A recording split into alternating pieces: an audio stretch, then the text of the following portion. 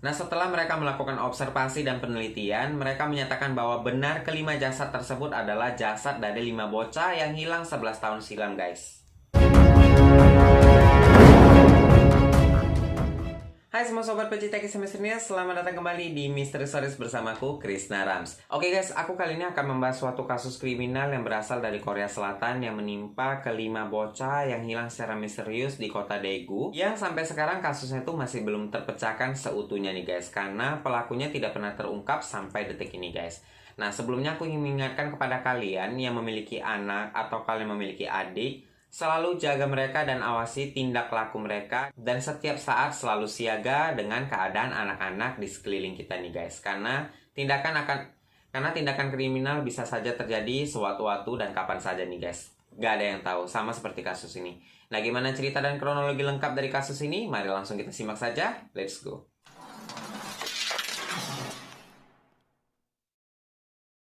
Oke guys, kisah dimulai pada tanggal 26 Maret tahun 1991, di mana pada saat itu di Korea Selatan sedang diadakan pemilihan umum untuk memilih pemimpin daerah yang baru nih guys. Nah, namanya diadakan pemilu, pasti kan yang namanya sekolah atau para pekerja itu kan diliburkan nih kan guys. Nah, begitu jugalah dengan keenam anak sekolah dasar dari Sekolah Dasar Seongso, Kota Daegu, Korea Selatan. Nah, keenam anak ini bernama Won Cheol-won berusia 13 tahun, Jo Ho-yeon berusia 12 tahun, Kim Yong-ji berusia 11 tahun, Park Chan-in 10 tahun, Kim Jong-sik berusia 9 tahun, dan Kim Taryong berusia 10 tahun. Nah, pada pagi hari itu, mereka ini semua sedang bermain di salah satu rumah teman mereka yang bernama Jo Ho-yeon nih guys. Nah, kebetulan di rumahnya si Jo Ho-yeon itu ada seorang anak laki-laki yang ngekos di sana nih guys. Namanya juga anak-anak. Kalau bermain pasti suaranya berisik kan. Kebetulan anak yang ngekos disebut merasa terganggu dengan kebisingan dari keenam anak tersebut. Akhirnya anak yang ngekos di rumah tersebut mengusir keenam anak ini dengan cara mengatakan kepada keenam anak ini untuk bermain di luar saja. Lalu akhirnya keenam anak ini memutuskan untuk mencari telur salamander di gunung yang tidak jauh dari pemukiman rumah mereka nih guys. Nah, gunung itu bernama Gunung Mariong yang tingginya hanya mencapai 300 meter. Nah, penduduk setempat juga mengaku bahwa mereka sangat mengenali wilayah gunung tersebut. Karena sebenarnya gunung tersebut merupakan gunung yang mudah dijangkau dengan warga setempat. Dan by the way, sebenarnya mereka ini, anak-anak ini tadi itu pergi ke gunung tersebut bukan untuk mencari telur katak atau mencari katak, tapi mencari telur salamander nih guys, atau salamander. Beda nih ceritanya. Cuman, karena pemberitaan media mengatakan pada awalnya mereka ini pergi mencari telur katak atau mencari kodok, jadi kasus mereka ini disebut sebagai Frogs Boys, atau yang lebih kita kenal lagi dengan kasus anak-anak kodok nih guys. Nah, jadi kan woi, kronologinya itu dimulai pada saat salah satu teman mereka yang bernama Kim Taryong pulang ke rumah untuk sarapan sebelum pergi ke gunung tersebut. Karena kan memang masih pagi nih ceritanya. Tapi ketika pulang nih, si Kim Taryong ini tidak diizinkan lagi sama orang tuanya untuk pergi bermain-main nih guys. Jadi sebenarnya Kim Taryong ini menjadi salah satu korban yang selamat tanpa pergi ke gunung tersebut. Dalam arti dia tidak menjadi korban dari kasus kelima bocah tersebut nih guys. Makanya jadi 5 aja bocahnya, tadi kan 6 orang tuh. Nah, sementara kelima anak ini tadi tuh pergi ke gunung tersebut untuk mencari telur salamander. Mereka ini pergi ke sana dengan membawa sebuah tongkat kayu dan kaleng kecil untuk menangkap salamander nih guys. Nah, hingga sore hari kelima anak ini tidak kunjung pulang juga, sehingga orang tua mereka ini mengira bahwa mereka mungkin masih sedang bermain di sana. Awalnya kayak gitu tuh ceritanya. Tidak ada rasa kekhawatiran yang berlebihan terhadap kelima anak ini tadi dari orang tua mereka, karena memang mereka sebenarnya mengenali wilayah pegunungan tersebut nih guys. Namun ketika hari sudah semakin larut, kelima bocah ini tidak kunjung pulang juga. Nah, dari sinilah kelima orang tua dari bocah tersebut sudah mulai merasa khawatir karena anak-anak mereka itu masih belum pulang padahal hari sudah semakin gelap. Akhirnya para orang tua dari kelima bocah ini tadi memutuskan untuk mencari anak-anak mereka hingga pukul 7.30 malam waktu setempat guys. Dan pada saat itu mereka belum menemukan tanda-tanda kelima anak ini tadi. Jadi karena memang tidak ada tanda-tanda dari kelima bocah ini tadi yang dicari oleh orang tuanya, akhirnya orang tuanya ini tadi memutuskan untuk memberitahukan kepada warga setempat untuk mencari bantuan, mencari anak-anak ini tadi juga. Dan mereka juga masih belum menemukannya nih guys. Dan akhirnya warga setempat memutuskan untuk melaporkan hal ini kepada pihak kepolisian.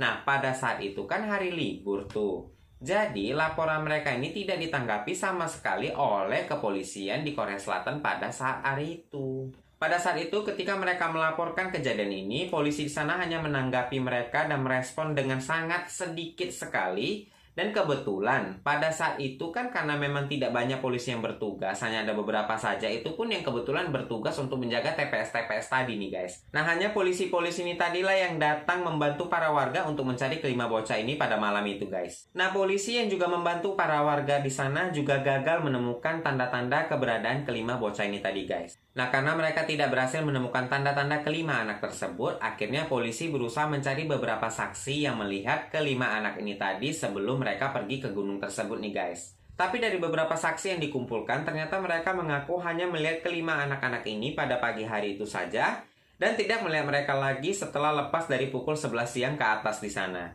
Nah, pada saat itu, ada salah satu saksi yang masih anak-anak juga yang bernama Ham Seng-hun mengaku telah mendengar suara jeritan di sekitar lereng pegunungan tersebut nih guys. Nah, si Ham Seng-hun ini bisa dengan sangat jelas mengatakan bahwa dia mendengarkan suara jeritan tersebut karena dia berada di posisi lereng pegunungan tersebut di waktu itu juga. Dan dia juga bersama beberapa teman-temannya. Tapi si Ham Seng-hun ini ternyata sedang terpisah sama teman-temannya. Jadi dia mendengarkannya itu hanya sendiri. Sementara teman-teman yang tadi itu tidak mendengarkan apapun seperti yang dikatakan Ham Seng-hun. Nah, menurut Ham Seng-hun, dia mendengarkan suara jeritan itu sebanyak 2 kali tepat pada pukul 11:30 siang nih guys. Tapi pernyataan si Ham Seng-hun ini tidak dapat membantu kepolisian untuk menemukan kelima anak tersebut guys. Jadi kan karena kelima bocah ini tadi itu tidak ditemukan, akhirnya berita kehilangan 5 bocah ini tadi menyebar luaslah di seluruh Korea Selatan. Nah, berita kehilangan 5 anak-anak ini tadi juga ditanggapi serius oleh Presiden Korea yang menjabat pada saat itu yang bernama Roh Tae-woo. Nah, Roh Tae-woo pun memerintahkan seluruh aparat kepolisian dan bala tentara untuk membantu pencarian kelima anak-anak ini tadi guys. Namun, walaupun sudah dibantu oleh bala tentara dan pihak-pihak kepolisian yang cukup banyak, tapi kelima bocah ini tidak berhasil ditemukan sama sekali alias hilang secara misterius. Nah, akhirnya kabar kehilangan 5 bocah ini tadi menjadi berita utama di Korea pada saat itu dan mengundang perhatian dunia juga nih guys.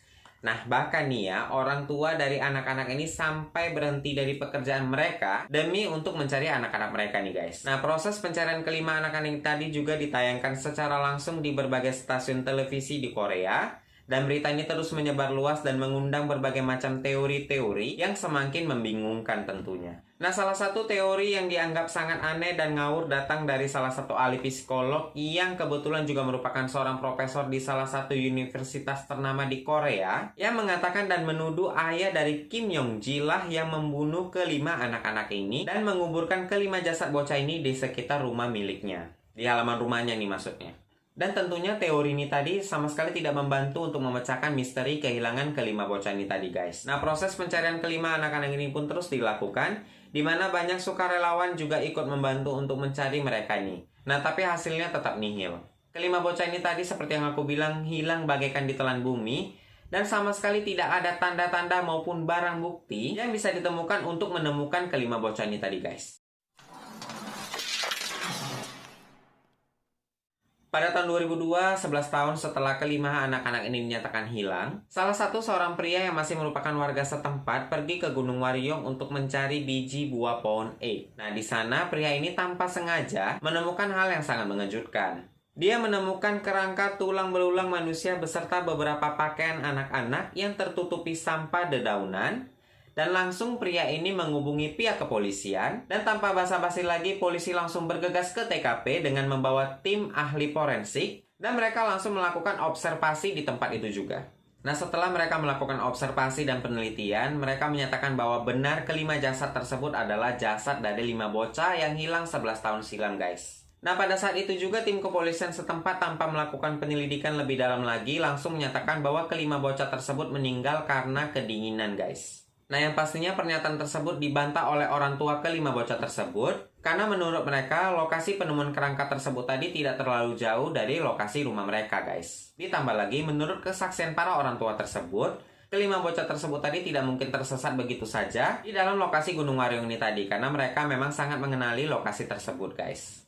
Nah, menurut mereka, polisi terlalu cepat mengambil kesimpulan dan langsung menyatakan pernyataan mereka sehingga banyak warga yang juga ikut menolak pernyataan tersebut guys. Akhirnya tengkorak dan tulang belulang tersebut kembali diotopsi dan diselidiki lebih lanjut lagi nih guys. Dan hasilnya ternyata benar seperti dugaan para orang tua dan warga bahwa kelima bocah ini ternyata memang sengaja dibunuh. Terbuktinya dugaan ini semakin diperkuat karena para tim forensik menemukan ada bekas luka hantaman benda tajam yang sangat terlihat jelas di tulang belulang 3 dari kelima anak-anak ini tadi. Dimulai dari tengkorak Kwon Cheol-won di mana terdapat 3 lubang seperti bekas hantaman benda tajam.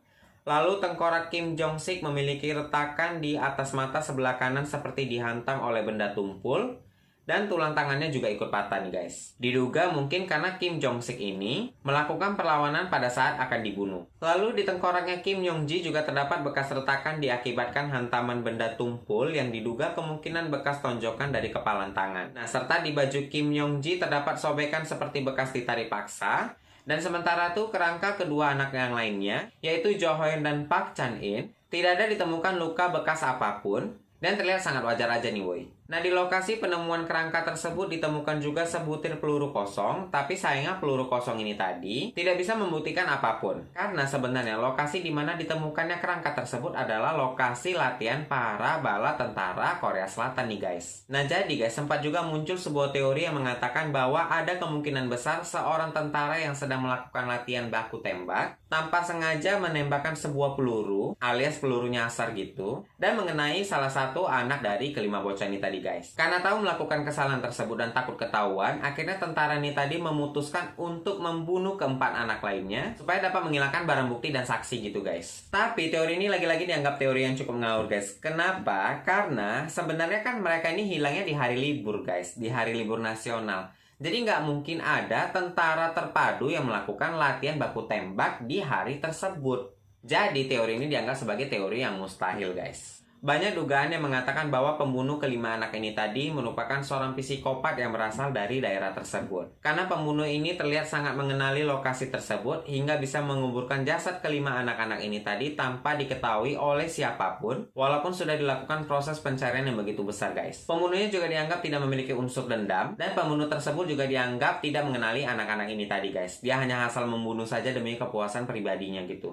Demi kepuasan tekaknya itu tadi.